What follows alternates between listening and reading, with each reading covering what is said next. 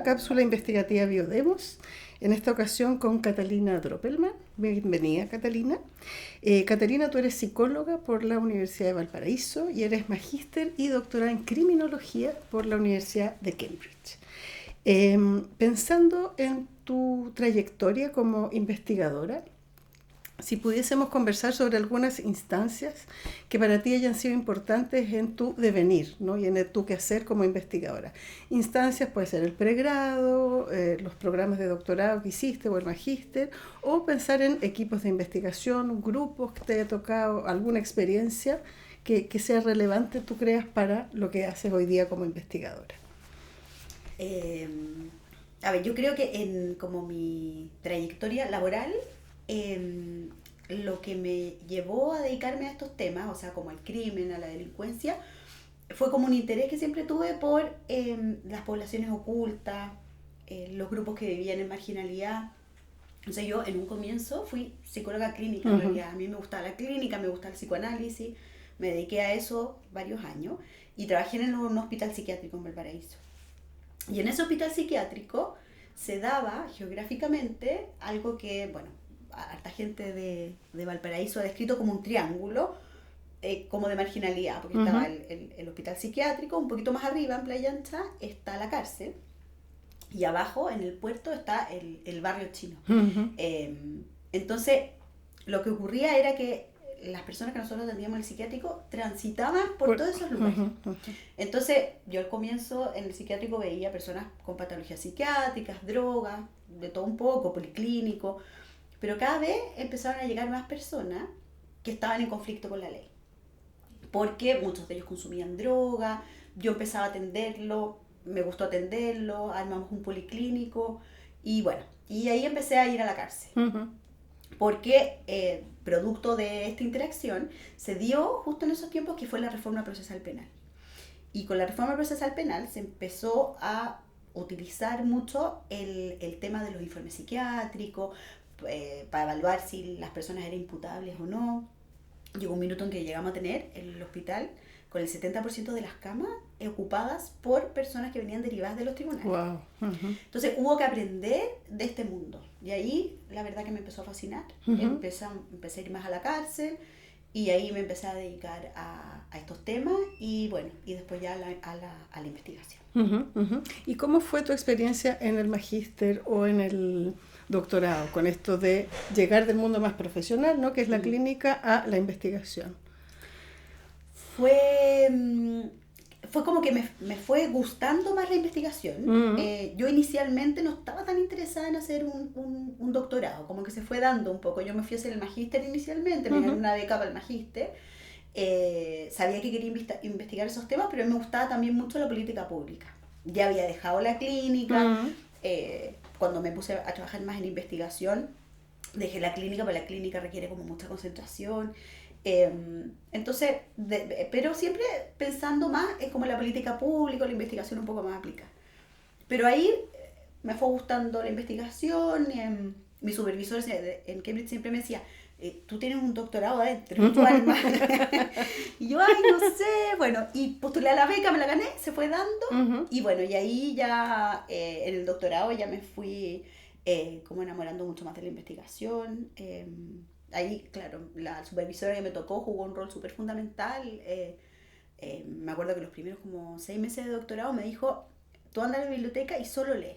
Lee y nos juntamos lo que tú quieras. Y yo te puedo ir guiando un poco, qué sé yo, si veo que te desvías un poco como de lo relevante de leer. Y nos juntábamos una vez por semana y comentábamos lo que yo leía. Y claro, ahí como que se me abrió el mozo, estar 6 meses leyendo. Fue una experiencia increíble. Y claro, y ahí ya empecé firme a dedicarme a la investigación. ¿Nombraste a esta supervisora? ¿Cómo se llama? Ella se llama Lorraine Gelthorpe.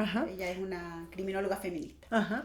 Aparte de ella, en tu trayectoria, ¿hay más personas así relevantes que te hayan un poco marcado esta trayectoria o generado algún tipo de aprendizaje o situación relevante? Sí, fíjate. Mira, también, por ejemplo, colaboré harto con un profesor estadounidense que trabajaba como vínculos de la justicia con la salud mental.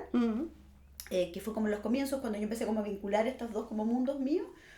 Y él también me marcó harto porque él era muy colaborador para trabajar. Entonces él siempre me decía como dos consejos que fueron súper claves para mi vida. Primero me dijo, nunca publiques si no tienes una buena idea. Publicar por publicar no sirve. Y me dijo, y las ideas más geniales se te van a ocurrir en el trabajo campo y en los viajes. No tanto en tanta conferencia, tanta cosa o tanto leer. Y bueno, y es verdad. Y eso fue un aprendizaje súper importante. Entonces yo te diría que a mí lo que más me gusta es hacer trabajo campo. Es lo que más me gusta de la investigación. Es como poner un poco de la clínica, claro, ¿no es cierto? Como... juntar un poco como la esencia. Y creo que ahí es donde uno realmente aprende, se le ocurre la mejor idea. Sí. Y también tratar de no caer como en esta vorágine de publicar por publicar, ¿no es cierto? Sino realmente cuando uno siente que puede contribuir en ¿Cuáles son tus temas? Porque venías de la psicología hasta la criminología, ¿no? Este triángulo que me parece interesante e inspirador en tu trayectoria, pero tus temas, Catalina, ¿cuáles son los temas que tú investigas? O las preguntas que te aquejan, te persiguen. Sí. Yo investigo principalmente, o como lo que me dediqué durante muchos años, fue a la delincuencia juvenil. Pero después empecé a estudiar algunos otros temas de género y de cárcel, ¿ya? El sistema justicia también es algo que he investigado bastante. Y en términos como de ya lo más específico, yo me he dedicado a harto y he publicado y he probado una línea como en distintos tipos de poblaciones, que es un enfoque que se llama enfoque de desistimiento. Y que la gran pregunta de investigación de ese enfoque es ¿qué hace que las personas que inician una trayectoria criminal dejen de delinquir? Y eso une lo que es como la criminología del desarrollo, es decir, cómo se da la delincuencia a lo largo del ciclo de vida. Y eso yo empecé investigándolo con adolescentes infractores, después con mujeres, después con distintos tipos de delitos, por ejemplo con delitos de droga, estoy investigando ahora, también contigo con delitos de lesa humanidad. Entonces es como explorar un poco qué pasa con estas trayectorias, tanto de inicio y de desenganche del delito en distintos grupos y en distintos tipos de delitos y tipos de circunstancias. ¿Y qué es lo que te interesa a ti de ahí? Sí, a mí lo que me interesa de ahí es que como el gran paradigma de este enfoque tiene que ver con que estos como en el fondo blancos y negros, estos como variables dicotómicas, presencia o ausencia de delito, los buenos y los malos, se desdibuja. Porque este enfoque lo que plantea fuertemente es que todo este proceso de abandono de la conducta delictual es un proceso, y es un proceso lento, un proceso doloroso, complejo, que no solamente se trata de lo conductual, de dejar de cometer delitos, sino que tiene acompañado un proceso identitario, es dejar de ser alguien, implica una transición de rol, y eso se da dentro de un espacio liminal, donde las personas no están ni en un lugar ni en otro. Y eso en general es algo poco visibilizado, porque nosotros tendemos a categorizar, ¿no es cierto? Los de acá, los de allá, exacto. Nunca, siempre. Exacto. Entonces, este espacio liminal, esto que ocurre entre un estado y el otro, visibilizarlo es lo que más me llama la atención, es lo que me parece más interesante. ¿Y qué hay ahí que te llame la atención? ¿Cómo ocurre o bajo qué circunstancias ocurre o quiénes intervienen? ¿Cómo ocurre? ¿Cómo ocurre ese proceso? Es súper interesante porque es un proceso largo que está súper marcado por la ambivalencia. Y en esa ambivalencia se dan los grandes temas de la criminología, sean las discusiones morales, de lo que está bien, de lo que está mal, se dan las oportunidades que tienen las personas. Muchas personas no pueden salir como de este espacio liminal entre la delincuencia y la no delincuencia porque no hay oportunidades disponibles, entonces lo estructural también se manifiesta ahí. Este proceso es con otro, entonces también cómo se interactúa en este proceso con otros, cómo los otros ven el cambio, apoyan el proceso de cambio, o sea, en el fondo el foco está puesto en el cambio, en el proceso. Y eso a mí me parece súper interesante porque visibiliza cosas que son contradictorias en sí mismas y que son parte finalmente de la vida cotidiana, y es donde también, desde el punto de vista ya de lo más aplicado, la política pública también tiene que instalarse. Pero eso en general en la política pública es totalmente invisibilizado. Claro, no existe. ¿Y por qué crees tú, Catalina, que investigas estos temas? Uy, yo creo que investigo estos... Bueno, primero como me atrae profundamente estas poblaciones bien ocultas. O sea, esto que las personas que están en estas situaciones de marginalidad profunda, ¿no es cierto? Pero también específicamente ya el enfoque de asistimiento, porque igual abre camino a pensar como en el cambio. Yo creo profundamente en eso, o sea, y no de una manera ingenua, como todos se pueden rehabilitar, ¿no? Pero yo creo que no todos pueden probablemente rehabilitarse, reinsertarse, pero igual todos tienen que tener la oportunidad para hacerlo. Y eso es algo que me gusta, me moviliza a mí como persona. La idea también de lo transicional, estudiar las transiciones, me parece que es un espacio como de libertad que a mí me hace como sentido, o sea, como romper las categorías, pensar en estos espacios que son ambiguos, que son más ocultos. Creo que hay mucho por descubrir, porque son cosas que no se investigan tanto. Sí. Y en tu trayectoria, investigando estas temáticas en distintos momentos, ¿qué dificultades has encontrado como obstáculos, cosas que te han hecho difícil este transcurrir por la investigación? Bueno, a veces, por ejemplo, que son temas duros de investigar, o sea, no sé, pues cuando yo voy mucho a la cárcel y la cárcel igual tiene una carga negativa, potente, o sea, te encuentras muy de frente con la marginalidad, con la pobreza, con la exclusión. Y eso, claro, eso es bien duro, porque muchas veces la investigación que uno hace no alcanza como a impactar como uno quisiera la política pública. Entonces, en ese sentido, claro, es bien frustrante de repente hacer como grandes esfuerzos de la investigación y que las cosas sigan un poco igual.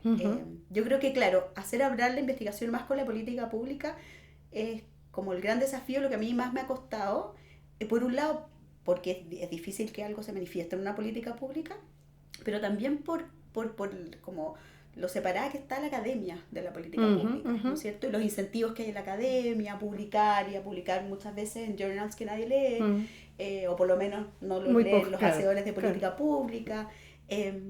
Entonces, claro, eso creo que es como el gran desafío. Lo que a mí de repente me hace ruido, me molesta, es como decir como, no, yo no quiero hacer investigación que esté tan desconectada de las personas que estoy investigando. Eso es algo que sí, me hace ruido y los incentivos van todos para otros lados. Claro. Entonces cuesta mucho conjugarlo. Pero tus intentos son justamente por hacer dialogar, vas mucho como... cuentas lo que haces en esas instancias de lo público. Totalmente. Y voy a la prensa, que no me gusta mucho, o no me siento tan cómoda, o me pongo nerviosa, pero creo que es importante hacerlo. Sobre todo en un país como el nuestro, donde hay bajísima cohesión social, esta ambigüedad o estos grises, nadie los ve. O sea, las personas son buenas o malas, ¿no es cierto? Las personas que están en la cárcel son rematadamente malas para la población. La gente realmente cree que la solución para el delito es la cárcel y nada más que eso. Entonces, desde ese punto de vista creo que es súper importante educar también, o por lo menos dar a conocer otras perspectivas, porque cuesta un montón. O sea, no sé, yo voy a un cumpleaños y me hablan de esto y todo el mundo está en contra. Claro, no es algo que sea... Exacto, sí. Claro, sí. no es el tema fácil ni... No. Sí. En nuestras trayectorias como investigadoras nos encontramos, ¿no?, con investigadores más jóvenes, gente que viene empezando o que volvió... Pensando desde tu trayectoria, y así como ese profesor te dio esos dos buenos consejos, ¿qué consejos hoy les darías tú a esas personas? Yo tengo la oportunidad de trabajar mucho con investigadores jóvenes, de los estudiantes que se van interesando por los temas. Como yo dirijo el Centro de Estudio de Justicia y Sociedad, gran parte de ellos después comienzan su trayectoria laboral en el centro. Comienzan a ayudar en trabajo campo, o los que son muy buenos los reclutamos como investigadores. Entonces, tengo harto tiempo para trabajar con ellos, y eso es una instancia muy rica. Y ahí lo que yo siempre trato es como de realmente plasmar como amor por la investigación, por el trabajo campo, tratar de que no queden embobados por los doctorados. De repente uno ve estudiantes de uno que se van a los doctorados y vuelven nosotros tenemos como una broma en el centro que decimos como que a veces la gente cree que cuando se va al doctorado le hacen como una transfusión de neuronas. Como, automática. Exacto, claro, ¿no es cierto? Y entonces como no perder como ese vínculo con la realidad, con lo que importa, con por qué estás investigando lo que estás investigando. Es muy fácil que los estudiantes por hacer carrera rápido comience como esta vorágine de publicar y publicar, o estos como sausage papers, que es como que una cosa la divides como en 1000 papers, pero al fondo es la misma idea. Eso es algo que yo igual trato como de transmitirles, que hagan cosas relevantes, y eso es interesante porque a veces hace que algunos se vayan por lo académico, pero varios se vayan también por lo más aplicado, y algunos se van a trabajar en el gobierno, o ahora por ejemplo hay 2 estudiantes nuestros que se fueron a hacer el MPP al London School, o sea, también cosas más aplicadas. Entonces ese mix me parece... Y ese es un consejo que te preocupas de transmitir. De transmitir, sí. Que no se olviden en el fondo de cómo la investigación impacta a lo público. En tu trayectoria y en la de muchos y muchas que estamos acá, ¿no? Llegamos hace 5 años al Biodemos. ¿Qué ha representado en tu trayectoria como investigadora este grupo, esta instancia, esta posibilidad? Para mí Biodemo ha sido una tremenda oportunidad, porque es, yo creo que de toda mi carrera, lo más interdisciplinario en que he participado. Entonces me encanta porque realmente se da un diálogo interdisciplinario. He trabajado con gente con la que nunca hubiese trabajado probablemente si no hubiera entrado a Biodemo. Hemos explorado maneras de comunicar los hallazgos de la investigación de manera mucho más creativa. Para mí dialogar con la antropología, por ejemplo, con el arte, con la literatura, son cosas que me parecen tremendamente interesantes y que yo nunca antes había podido hacer. Entonces Biodemo es un espacio en ese sentido, no solo interdisciplinario, sino también de mucha libertad. Libertad, respeto, donde caen muchas ideas y muchas perspectivas. Así que no, ha sido una instancia de tremendo aprendizaje para mí. Para ir cerrando, Catalina, cosas que te gustaría como puntualizar o transmitir en relación al investigar. Hay un tema que tiene que ver con como las asimetrías de poder que se generan cuando tú estás investigando y cómo devolver o hacer parte a las personas con las que tú investigas del proceso. Y eso ha sido un tremendo desafío que, para ser honesta, nunca lo he podido resolver. O sea, hemos tratado de hacer miles de cosas, de cotejar los resultados de la investigación con los participantes, de devolver, de hacer talleres, de explicar los hallazgos, pero yo siento que todavía no llegamos a algo que haga sentido. Que todavía son mundos que están súper alejados. Hay a veces en procesos de estudios, de investigación, en que yo me he sentido más cerca a las personas que estoy investigando, y que he podido como romper ciertas como asimetrías de poder. Pero en general me parece que hay una distancia muy grande y que esa distancia hace que haya un montón de cosas a las que uno finalmente no accede como investigador. Entonces, a eso creo que hay que darle más vuelta. ¿Y por qué sería importante en la investigación romper esa asimetría que es de facto, ¿no? Sí. Bueno, yo creo que por un tema también de igualdad, de democracia, de participación, como este activismo de datos, de decir como ya yo te saco toda la información y después ojalá que la política pública se preocupe de ti algún día, me parece injusto, pero también por cómo realmente nos acercamos a la verdad de las personas que estamos investigando, ¿no es cierto? A la realidad de sus experiencias. Entonces, sobre todo en mi caso, yo no hago trabajo etnográfico, hago trabajo quali, entrevistas, hago a veces incluso trabajo quanti. Claro, a veces como que se genera una distancia donde tú te das cuenta que realmente no estás entendiendo lo que realmente las personas están experimentando.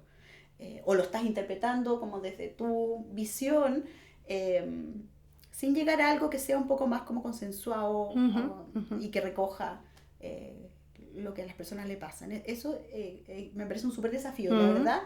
Como que nunca lo he podido resolver, o nunca he quedado conforme con las cosas que he hecho como para tratar de resolverlo. A veces cosas como súper humanas hacen que se rompa la simetría, pero es algo que igual cuesta un montón. Sí. Ya pues, muchísimas gracias por esta conversación. Gracias a ti.